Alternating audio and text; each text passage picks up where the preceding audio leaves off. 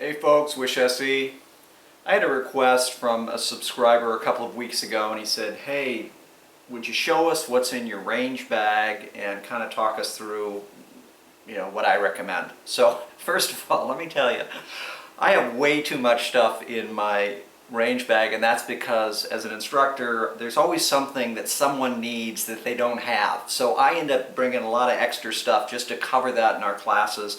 And also try to provide backups for people who may have forgotten magazines or ear protection or batteries or whatever it is. So I just unloaded my range bag for you, and this is typically what you would see in it. And I'm just going to walk you through. So we've got everything from pens down here, some insect repellent, a couple of whistles that we use from a training standpoint, cleaning brush. I often will also use a boar snake. I happened to take it out yesterday. And then you'll see across the top a whole bunch of different magazines. I primarily shoot M&Ps and Glocks. And so what you'll see is that any time I always have Glock magazines in my range bag, because a lot of people will show up to a class, they won't have enough mags. So we'll have both G17 and G19 mags, and these are the standard capacity mags. So standard capacity is 15 or 17 round mag.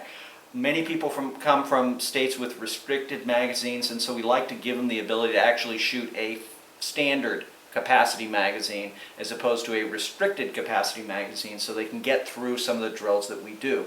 Our classes are about shooting, and so you need 4 standard capacity magazines to get through a typical evolution in one of our classes before you reload.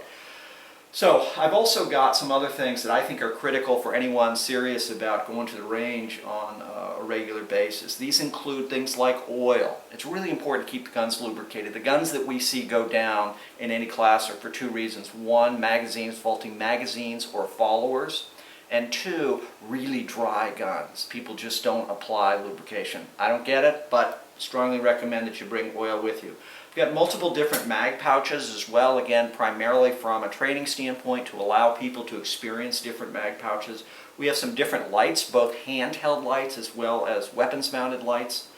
Have a timer, have a small boo-boo kit, and of course ear protection. You got to have ear and eye protection with you. We strongly recommend high quality noise canceling earphones because we find that much more effective for communication on the range and for hearing what's going on.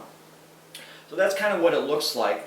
Again, what I like to do is I like to have certain tools as well. So Allen keys, again, these are just to fix things that just go wrong and you just have to fix. A Leatherman type tool for those of you who reload, and you may occasionally get a squib load. A brass dowel.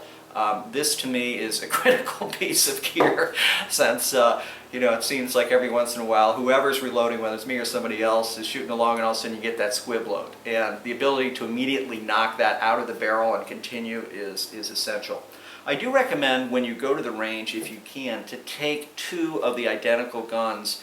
I'm a big fan of having redundancy in gear. So if I have full-size, Glock 19, I usually bring another Glock 19, or at the very least a Glock 26, so I could run those magazines in that smaller capacity frame.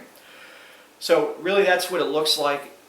If you have any questions, feel free to just ping us, visit us on Facebook and ask us questions. But as most people say when they see my range bag, they say, man, you got way too much stuff in there. And I do. It feels like I'm lugging around 20 pounds of just junk. However, every time we go to a class, someone forgets something, and fortunately we're able to provide this stuff to them and make sure that they are able to complete the drills. That's what it looks like. Hey, thanks so much for the subscriber for asking. Can't believe anyone would be interested in what's in my nightmare of a range gear bag, but I do certainly appreciate it. Thanks to all of you, and finally, and as always, stay safe.